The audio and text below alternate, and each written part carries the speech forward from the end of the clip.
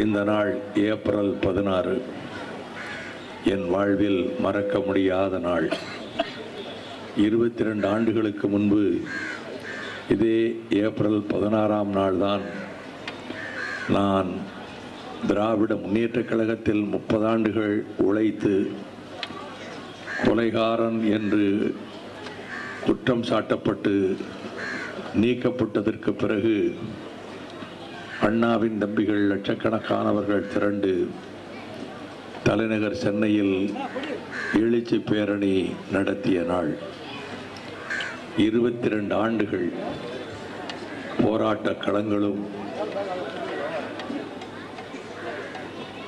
பழிச்சொற்களும் கேலியும் கிண்டலும் ஏளனமும் ஏடுகளின் இருட்டடிப்பும் எல்லாவற்றையும் தாங்கிக் கொண்டு தமிழர் நலனுக்காக, தமிழ்நாட்டு நலனுக்காக, தரணிவாழ் தமிழர்களினுடைய கண்ணீரை துடைப்பதற்காக லட்சக்கணக்கான ஈழத்தமிழர்கள் படுகொலை செய்யப்பட்டார்களே, அவர்களுக்கு நீதி கிடைப்பதற்காக, அறிஞர் அண்ணாவினுடைய கொள்கைகளை காப்பாற்றுவதற்காக ஜாதி பார்க்காமல் மதம் பார்க்காமல் பாடுபட்டு வந்த எங்களுக்கு அந்த நாள் என் மனதை விட்டு என்றும் அகலாது.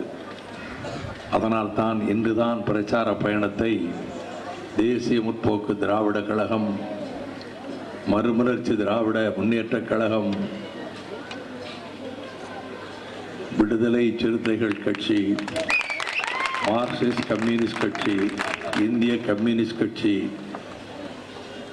பங்கேற்றிருக்கக்கூடிய மக்கள் நல கூட்டணி, நினைவில் வாழும் ஐயா மூப்பனார் அவர்களினுடைய அருமை திருமகன் GK வாசன் அவர்கள் தலைமையிலே உள்ள தமிழ் மாநில காங்கிரஸ் கட்சி கரம் கோர்த்து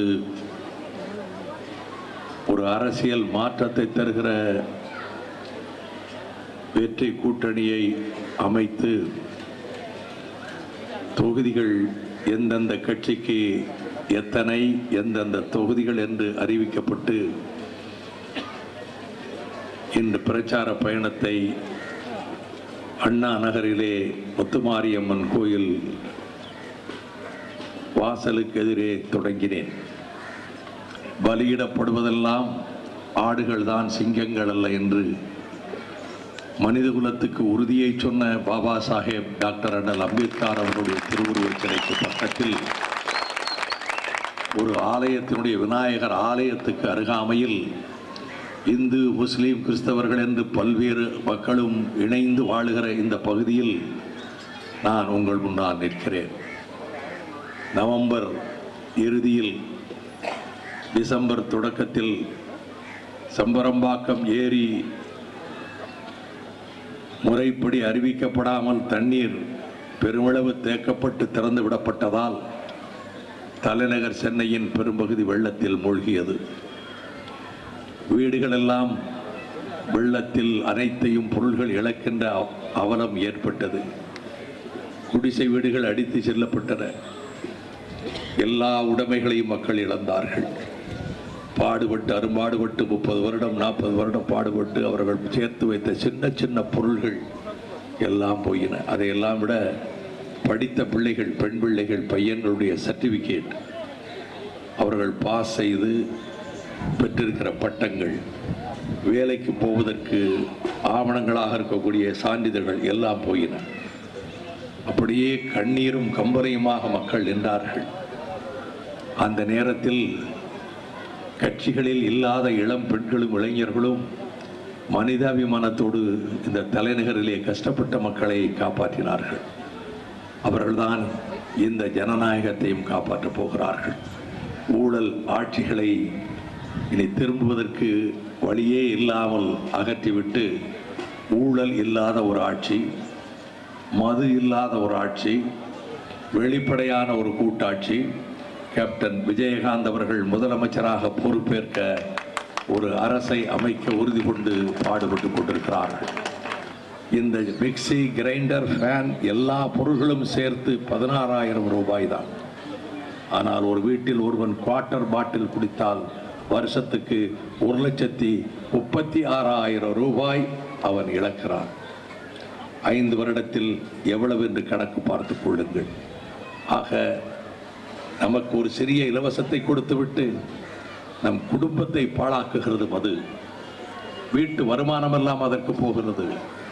என்னுடைய அன்புக்குரிய தாய்மார்களே, பெரியோர்களே, நான் கேட்கிறேன், கார்பரேஷன் ஆபீஸில் போய் நீங்கள் ஒரு சர்டிஃபிகேட் வாங்க முடியுமா பணம் கொடுக்காம? எந்த வேலையாவது நடக்கிறதா?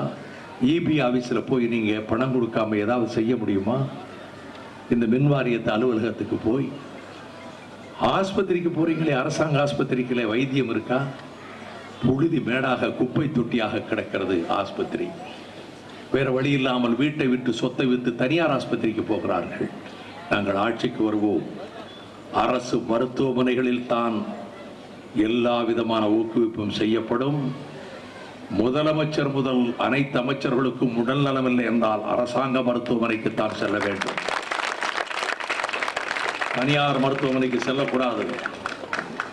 பள்ளிக்கூடங்களிலே சேர்ப்பதற்கு, எல்கேஜி சேர்ப்பதற்கு எத்தனை லட்சம்? இந்த மாநகராட்சியில் 53 அரசு பள்ளிகள் மூடப்பட்டு விட்டன.